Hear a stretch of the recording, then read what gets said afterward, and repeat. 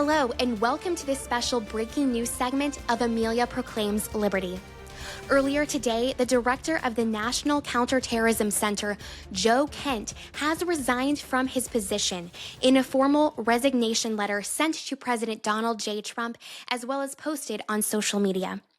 In this letter, Mr. Kent cited his disapproval with the U.S. involvement in the war on Iran as his reason for resigning. I am going to read that letter verbatim to you right now. This letter reads, President Trump, after much reflection, I have decided to resign from my position as director of the National Counterterrorism Center effective today. I cannot in good conscience support the ongoing war in Iran. Iran posed no imminent threat to our nation, and it is clear that we started this war due to pressure from Israel and its powerful American lobby. I support the values and the foreign policies that you campaigned on in 2016, 2020, 2024, which you enacted in your first term.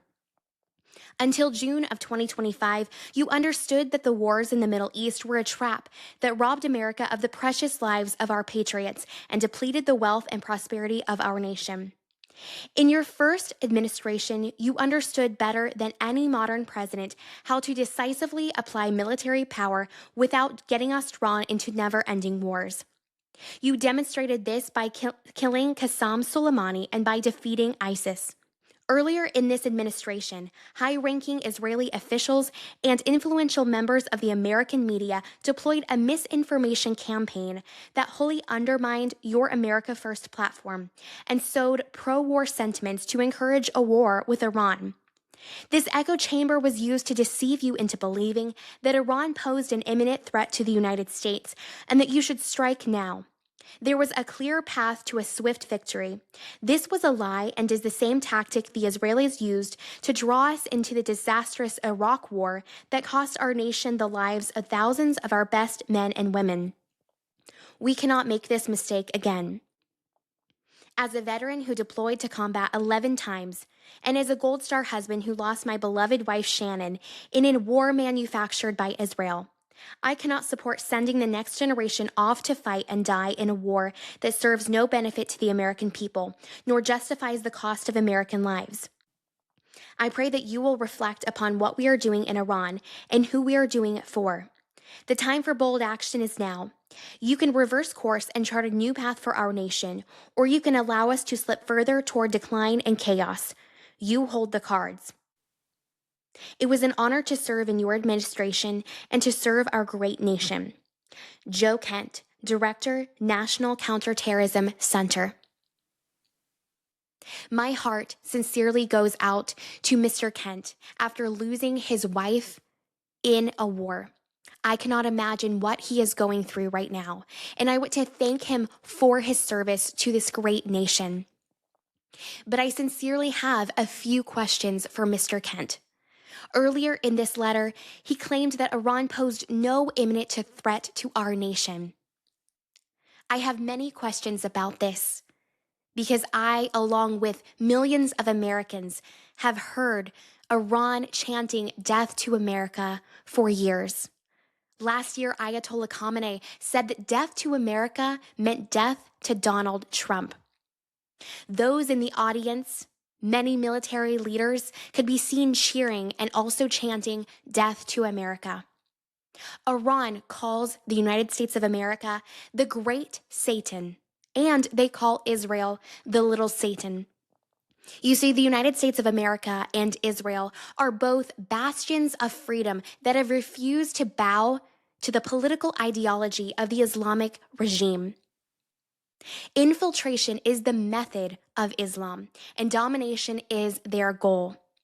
And so they seek the demise of those powerful nations that will not bow to them. Given all of this information and so much more, it is incredibly clear that Iran, in fact, did pose an imminent threat to the United States. And it is clear that it would not be a good idea for Iran to have nuclear weapons. In this letter, he also cited that it was clear that we started this war due to pressure from Israel and its powerful American lobby. In this, he is implying that we are fighting this war for the sole purpose of Israel. Now, it is true that Israel is our ally, and we will help them. But as I made it clear before, Iran, in fact, did pose an imminent threat to the United States, and I believe if given the chance, they would seek nothing more than the demise of the United States of America. They feel the same way about Israel and have made it incredibly clear on the world stage.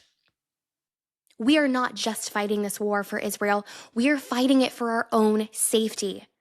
But yes, we are fighting it to help Israel in addition to helping ourselves.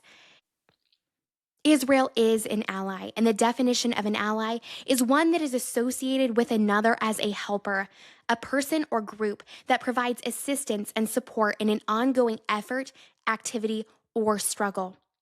As I stated before, Islam's method is infiltration, and complete domination is their goal. Israel and the United States are fighting against the same ideology, the same violent political institution, and the same violent religion that seeks both of our demise. In this letter, he also claimed that the American media deployed a misinformation campaign that wholly undermined Your America First platform and sowed pro-war sentiments to encourage a war with Iran. I would love to know the exact sources and proof of what he is claiming in this letter. He specifically cites the America First platform. So many people are using this phrase, and it used to mean patriotic, freedom-loving individuals.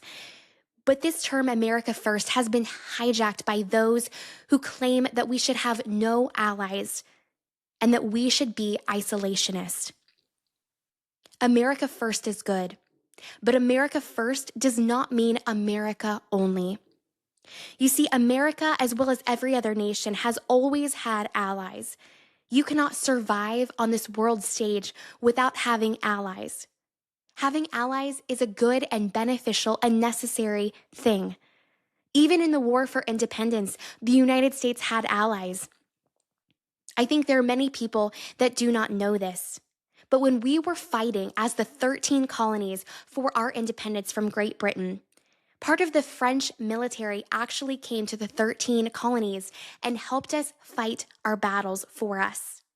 You may have heard of the famous French military leader, Marquis de Lafayette. He came, and with his troops, he helped us fight for our independence from Great Britain. So to say that we are owned by the nation of Israel and that we do things solely to help them is not based on fact or reality. Having an ally means that you help them and they help you because you are fighting for the same cause. That is the relationship that we have with Israel. They are one of our greatest, if not our greatest allies. We help them and they help us. We have a common enemy, and that is the Iranian Islamic regime. So to say that Iran poses no imminent threat to the United States and that we are doing this only for Israel is again not based on fact or reality. He also points to endless wars in the past as his reason for disapproving of the actions in Iran. But President Trump has made it very clear that he has no desire nor intent for this to be long and drawn out. This war in Iran has been going on less than a month. And so at this point, I do believe it is a fallacy to point to the other wars that went on for years and years as a reason for disapproving of this war.